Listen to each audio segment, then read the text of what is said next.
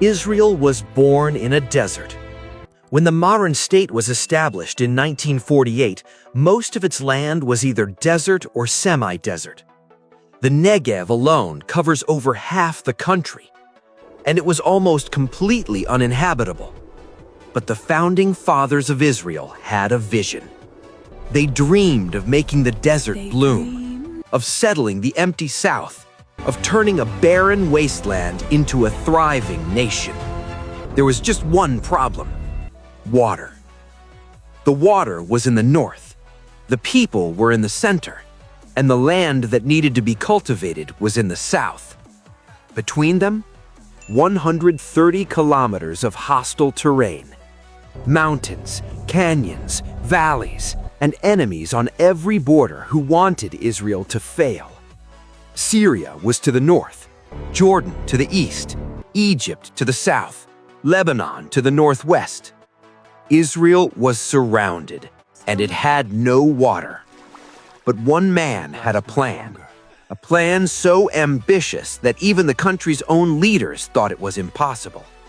He was going to move a river. His name was Simcha Blas. He was a brilliant water engineer, and he had been thinking about this problem since before Israel even existed. In 1939, the British government issued a white paper limiting Jewish immigration to Palestine. Their justification? There wasn't enough water to grow food for a larger population. Blas was tasked with proving them wrong. He spent years developing the idea of taking water from the Sea of Galilee in the north and bringing it to the arid south.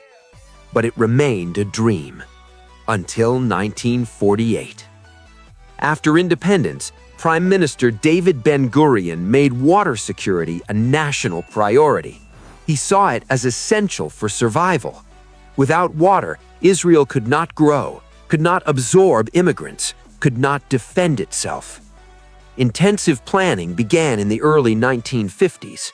The project was originally called the Jordan Valley Unified Water Plan, but it was never going to be simple, because Israel's Arab neighbors had their own plans for that water. Syria, Lebanon, and Jordan all depended on the same rivers. They saw Israel's water project as a threat, a theft, an act of aggression. In the 1950s, Syria lodged complaints with the United Nations. They demanded that Israel stop, but Israel refused. The water war had begun, and it was about to get much, much worse. Here's the engineering nightmare that Blas and his team faced. The Sea of Galilee sits over 200 meters below sea level. To get water to the people who needed it in the center and south of the country, it had to be pumped up, way up, over 150 meters above sea level. That requires enormous amounts of energy. Today, the national water carrier consumes 100 megawatts of electricity, 2% of all the electricity produced in Israel. But building the system itself, that was an even bigger challenge. The national water carrier is 130 kilometers long. It crosses some of the most difficult terrain in the region: mountains, valleys, canyons. It consists of giant pipes, open canals, tunnels, reservoirs, and massive pumping stations. Construction started in 1959. At its peak, 1 out of every 14 able-bodied people in the country was working on this project. 2 million workdays were invested in the first phase alone. The cost? About 420 million Israeli lira at 1964 values. That was 5% of the entire national GDP, an unfathomable amount for a young, struggling country. 3 tunnels had to be blasted through solid rock.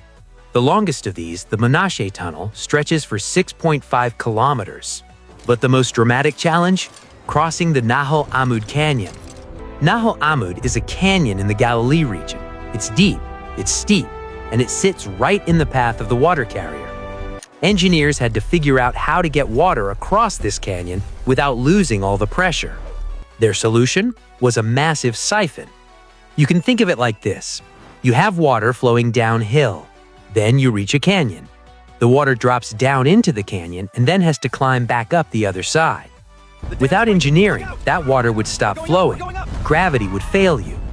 But with a siphon, a sealed pipe that uses pressure to force the water through the canyon. It works. The national water carrier siphon across Nahal Amud was one of the most complex engineering feats in the project's history.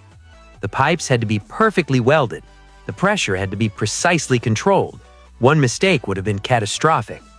Today, hikers can still see the massive pipes crossing the canyon.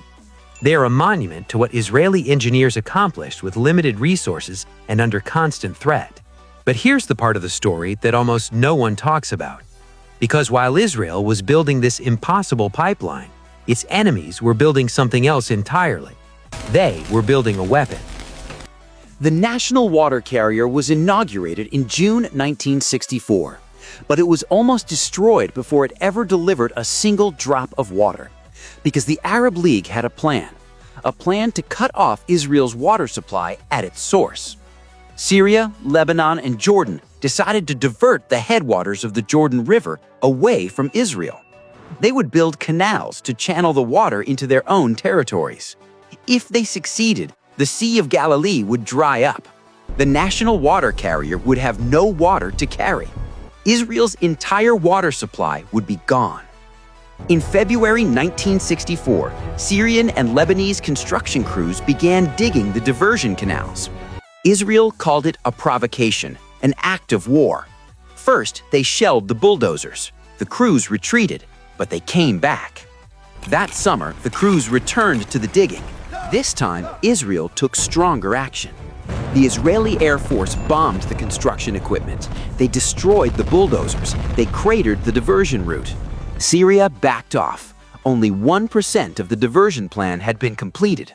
But the conflict was not over. Many historians believe the water dispute was a direct factor in the 1967 Six-Day War.